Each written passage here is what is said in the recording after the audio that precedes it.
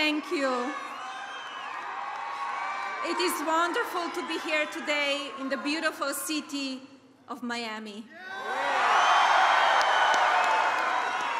The President and I are honored to stand with all of you as we together support the people, great people of Venezuela. I'm proud to be here with you in the United States of America as your First Lady. Many of you in the room know what it feels like to be blessed with freedom after living under the oppression of socialism and communism. In Venezuela, the people are on the brink of reclaiming their own liberty. Today, we must let the Venezuelan people hear us all with one united voice. There is hope, we are free, and we pray together loudly and proudly that soon the people of Venezuela will be free as well.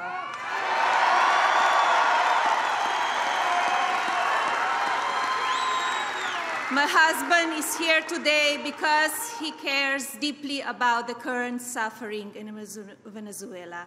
This afternoon, he has an important message to share.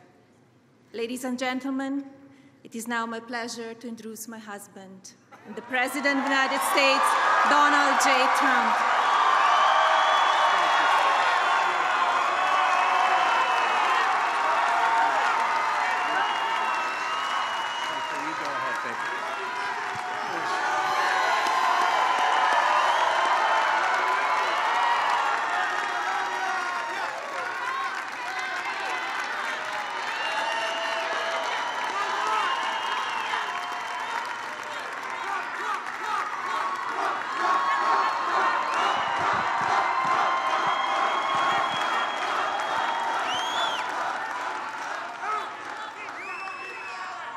Thank you very much, Melania. America is truly blessed to have such an extraordinary, right? Extraordinary First Lady. She's extraordinary, she really is. She cares about people. Hello, Miami. I am thrilled to be back in the state I love with so many proud, freedom-loving patriots. We're here to proclaim a new day is coming in Latin America. It's coming.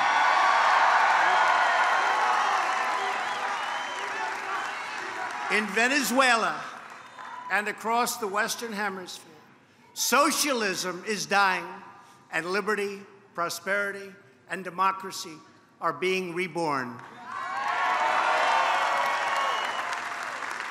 Today, our hearts are filled with hope because of the determination of millions of everyday Venezuelans, the patriotism of the Venezuelan National Assembly, and the incredible courage of interim President Juan Guaido. The people of Venezuela are standing for freedom and democracy, and the United States of America is standing right by their side.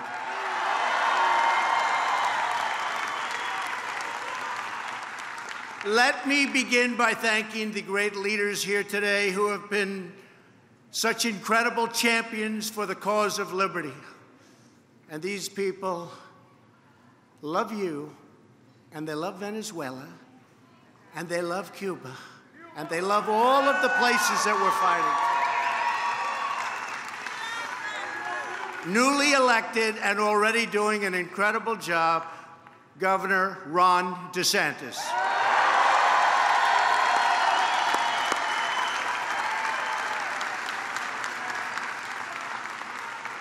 A man who I call, especially when we're talking about Cuba, Venezuela, Nicaragua, he knows a lot, and he's a friend of mine, Senator Marco Rubio.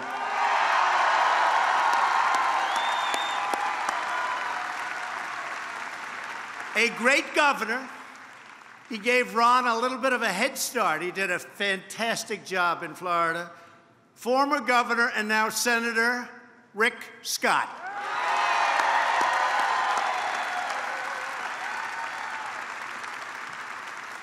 Somebody that I've gotten to know very well, especially as to the fact that my heart is in Venezuela. Representative Mario Diaz-Balart.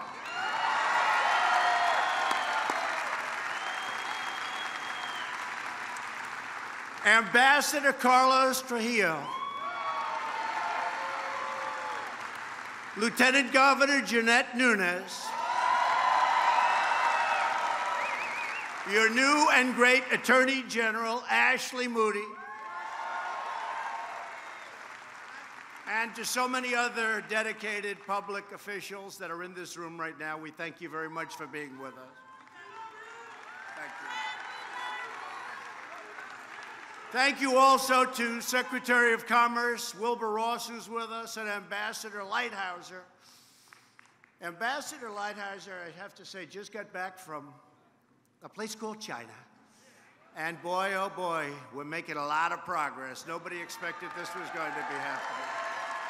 We're making a lot of progress. In the meantime, billions and billions of dollars are coming into our treasury. It's very simple. All works. That never happened before. We don't know the feeling in this country, but now we know the feeling. We also want to extend our deep appreciation to the president of Florida International University, Dr. Mark Rosenberg, for hosting this important event.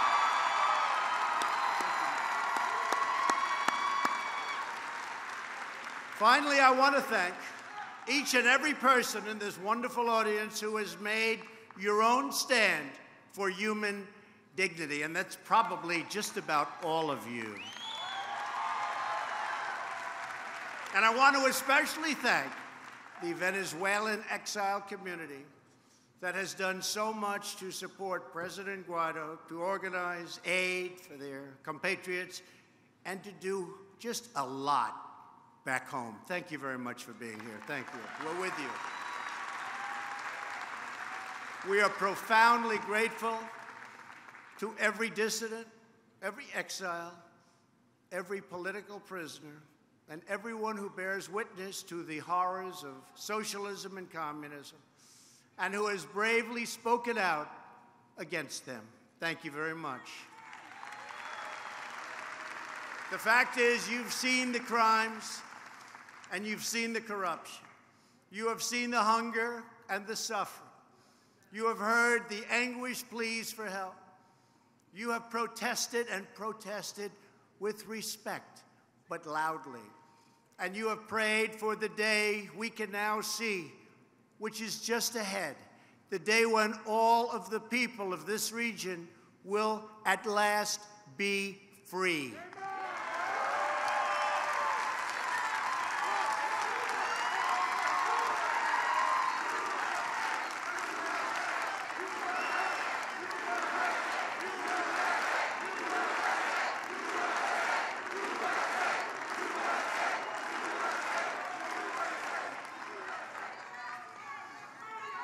As we meet today, the people of Venezuela stand at the threshold of history, ready to reclaim their country and to reclaim their future. Not long ago, Venezuela was the wealthiest nation by far in South America. But years of socialist rule have brought this once thriving nation to the brink of ruin. That's where it is today. The tyrannical socialist government nationalized private industries and took over private businesses. They engaged in massive wealth confiscation, shut down free markets, suppressed free speech, and set up a relentless propaganda machine, rigged elections, used the government to persecute their political opponents, and destroyed the impartial rule of law. In other words, the socialists have done in Venezuela all of the same things that socialists, communists, totalitarians have done everywhere that they've had a chance to rule.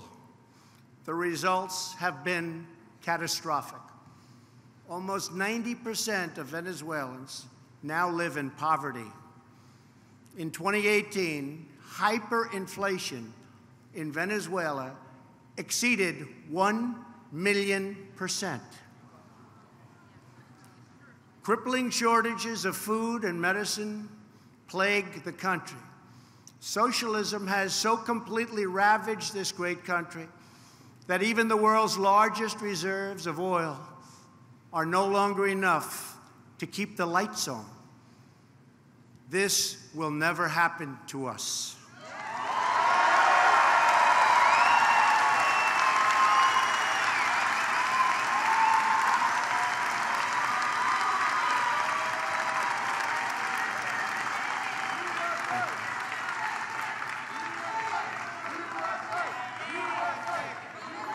Thank you.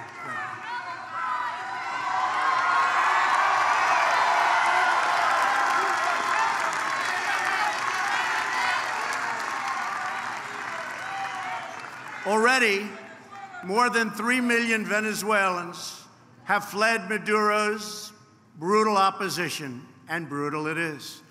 Today, we are honored to be joined by Amita Perez, the mother of Oscar Perez, a courageous Venezuelan police officer. You know the story.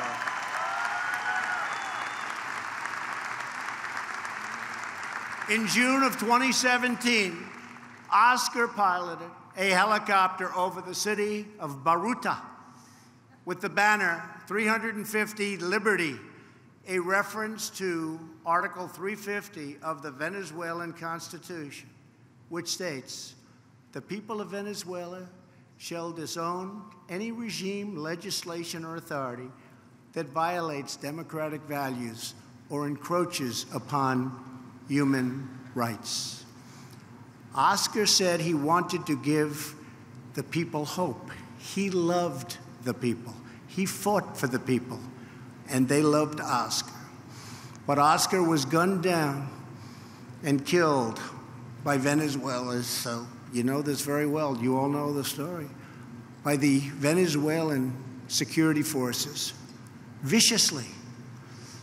Amita, our hearts break for your loss. Oscar gave his life for the freedom of his people. We all have hope today because of great, great people and patriots like Oscar. Please, Amita.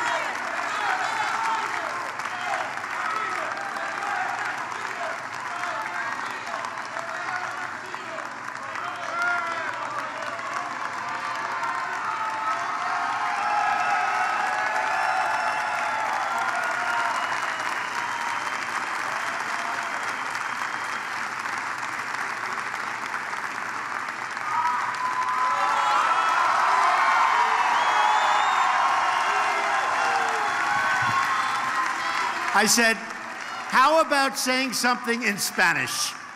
She likes Spanish. She's a little bit better in Spanish. Please. Please.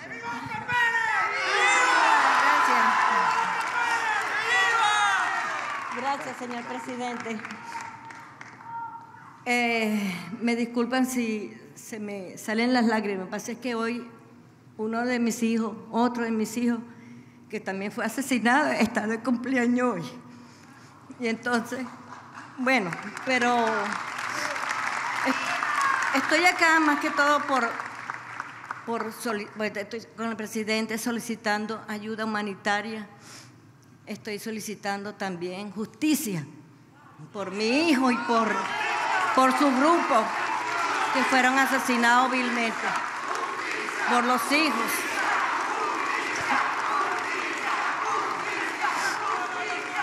Y también para continuar con el legado de Oscar, que parte de eso somos todos nosotros. Y vamos a continuar con la lucha hasta ver nuestra Venezuela libre. y poder regresar a nuestra madre patria. Gracias.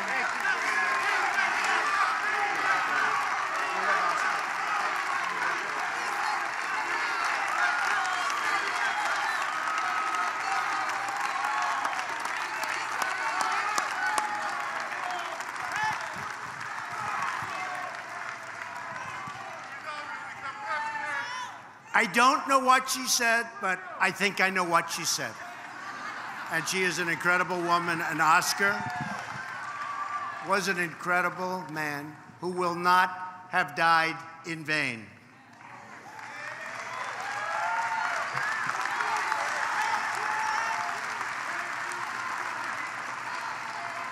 A few weeks ago, on January 23rd, Venezuela's National Assembly invoked the Venezuelan Constitution to declare the president of the National Assembly, Juan Guaido, as the country's legitimate leader. In one of his first acts, President Guaido invoked the same constitutional article that Oscar carried through the skies to notify the world that Maduro was illegitimate. Within 30 minutes, the United States was proud to be the first nation in the world to recognize President Guaido.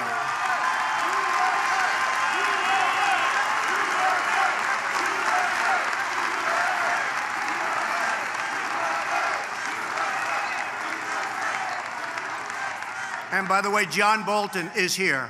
Where is John? Working hard. Today, more than 50 countries around the world now recognize the rightful government of Venezuela. And the Venezuelan people have spoken, and the world has heard their beautiful voice. They are turning the page on socialism, turning the page on dictatorship, and there will be no going back.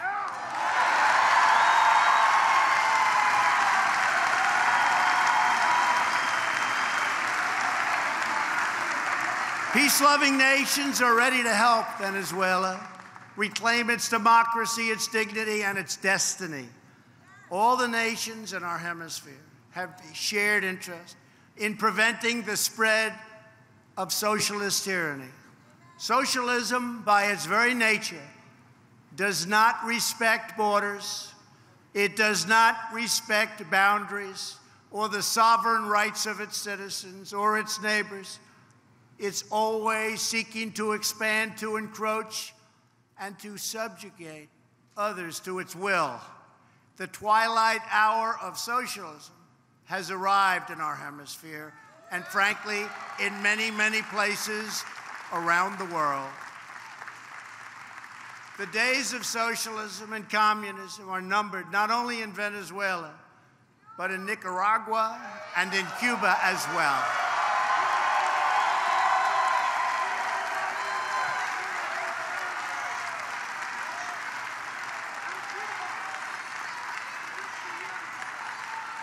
Do we love Cuba? Do we love Nicaragua? Great countries. Such great potential. Remember that word, such unbelievable potential. In the meantime, we must all work together to end a humanitarian disaster. As we speak, there are truckloads filled with hundreds of tons of desperately needed humanitarian supplies, stopped at the borders of Venezuela and waiting to help the millions and millions in need. 2 days ago, the first U.S. Air Force C-17, that's a big, beautiful plane, landed in Colombia, loaded with crucial assistance, including thousands of nutrition kits for little Venezuelan children. Unfortunately, dictator Maduro has blocked this life-saving aid from entering the country. He would rather see his people starve than give them aid, than help them. Millions of Venezuelans are starving and suffering, while a small handful at the top of the Maduro regime plunder the nation into poverty and into death. We know who they are, and we know where they keep the billions of dollars that they have stolen. Incredibly, there are members of the Venezuelan military still barely supporting this failed dictatorship. They are risking their future. They are risking their lives and Venezuela's future for a man controlled by the Cuban military and protected by a private army of Cuban soldiers. Maduro is not a Venezuelan patriot. He is a Cuban puppet. That's what he is.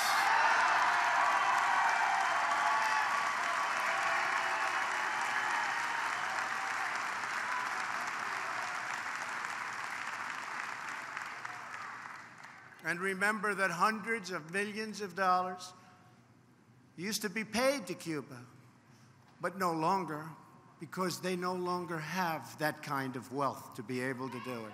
So things are changing, and they're changing fast.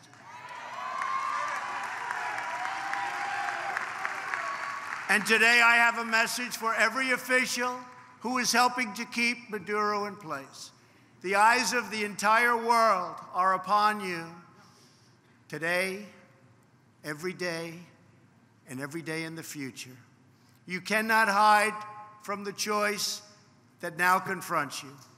You can choose to accept President Guaido's generous offer of amnesty to live your life in peace with your families and your countrymen.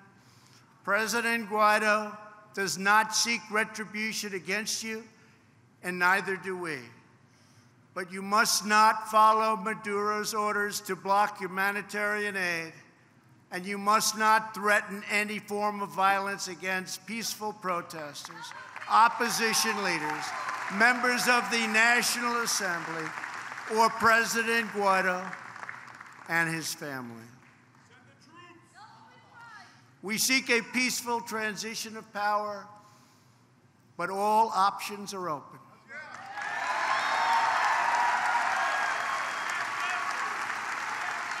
We want to restore Venezuelan democracy, and we believe that the Venezuelan military and its leadership have a vital role to play in this process. If you choose this path, you have the opportunity to help forge a safe and prosperous future for all of the people of Venezuela. Or you can choose the second path, continuing to support Maduro.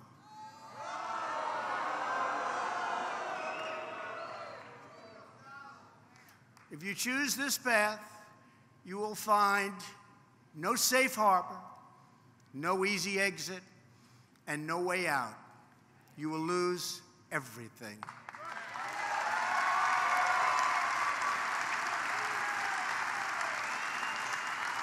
So today I ask every member of the Maduro regime, end this nightmare of poverty, hunger, and death for your people.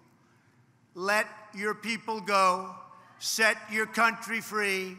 Now is the time for all Venezuelan patriots to act together as one united people.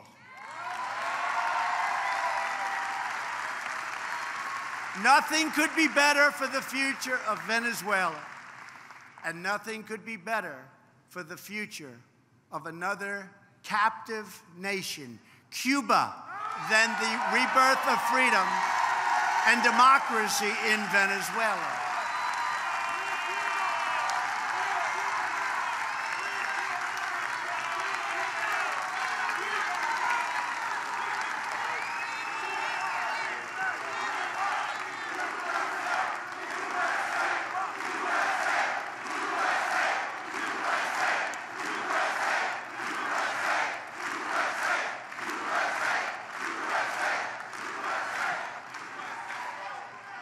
For decades, the socialist dictatorships of Cuba and Venezuela have propped each other up in a very corrupt bargain.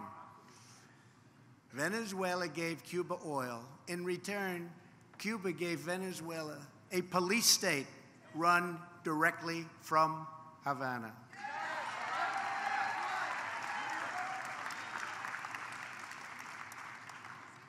But this is a much different day, and those days are over. The ugly alliance between the two dictatorships is coming to a rapid end. A new future is beginning. All of us in this arena, and thousands and thousands and thousands of people outside, you have to see it, are united because we know the truth about socialism in Venezuela, in Cuba, in Nicaragua, and all around the world.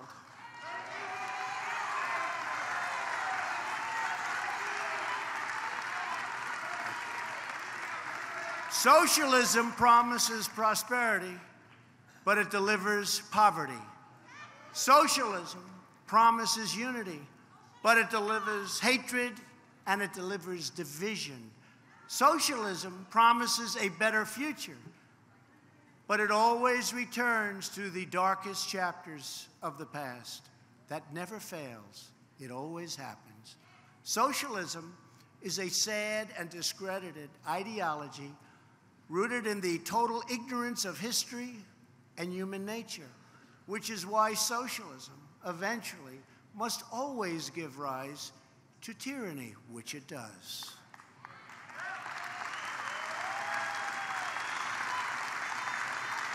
Socialists profess a love of diversity, but they always insist on absolute conformity. We know that socialism is not about justice. It's not about equality. It's not about lifting up the poor. Socialism is about one thing only: power for the ruling class.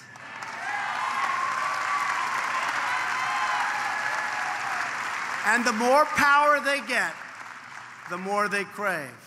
They want to run healthcare, run transportation and finance, run energy, education, run everything. They want the power to decide who wins and who loses, who's up and who's down, what's true and what's false, and even who lives and who dies.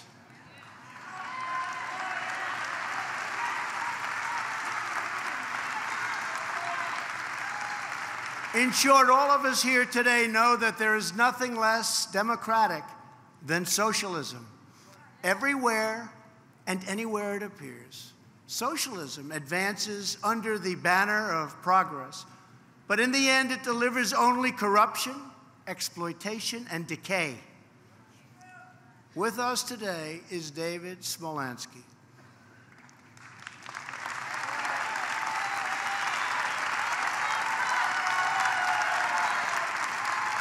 David was one of the youngest mayors in Venezuelan history when the Maduro regime removed him from office and issued a warrant for his arrest. David fled into Venezuela's treacherous southern jungle. Eventually, David reached Brazil, where he was welcomed with open arms. Today, David lives in exile in the United States, where he continues to speak up for the Venezuelan people. Sadly, David is the third generation of his family to flee the agony of socialism and communism. David's grandparents fled the Soviet Union in 1927, and his father fled communist Cuba in 1970. As David said, the difference I want to have for my father and my grandfather is to go back to my country. My grandparents never went back to Kiev. My father has not been back to Havana. I hope I can soon return to Venezuela. I think that will happen, David.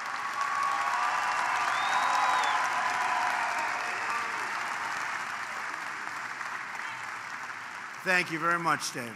I think it'll soon happen. Your courage, David, is an inspiration. And not only David, many of the people in this room, you've been through much, but you see it coming to the end. You see it really coming to an end for the first time. For the first time, you're seeing it. Because the United States, a true great nation, is behind you.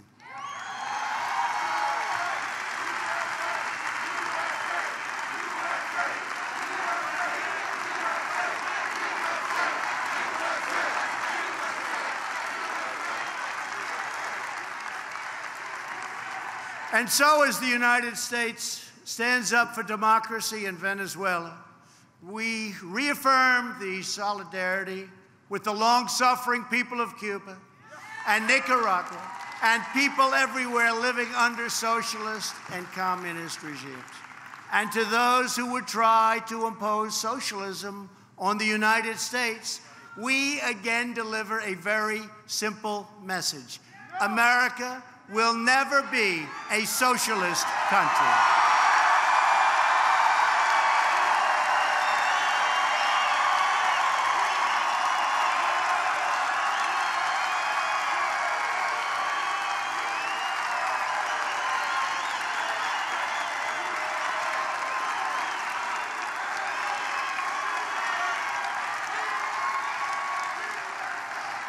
We are born free, and we will stay free now and forever. We know what freedom can do in Venezuela because we have seen that future right here in Doral. We know what freedom can do in Cuba because we have seen that future right here in Miami. We know what freedom can do in Nicaragua because we have seen that future in Sweetwater.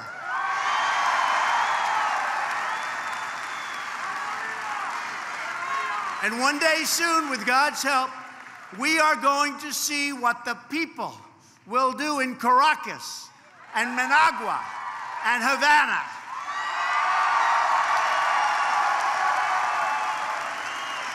And when Venezuela is free, and Cuba is free, and Nicaragua is free, this will become the first free hemisphere in all of human history.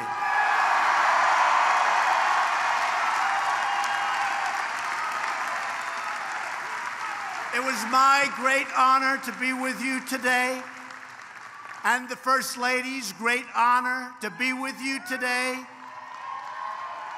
We are winning. We are winning on every front. Thank you. God bless you. God bless the people of Venezuela. God bless the people of Cuba. God bless the people of Nicaragua. And God bless the United States of America. Thank you very much.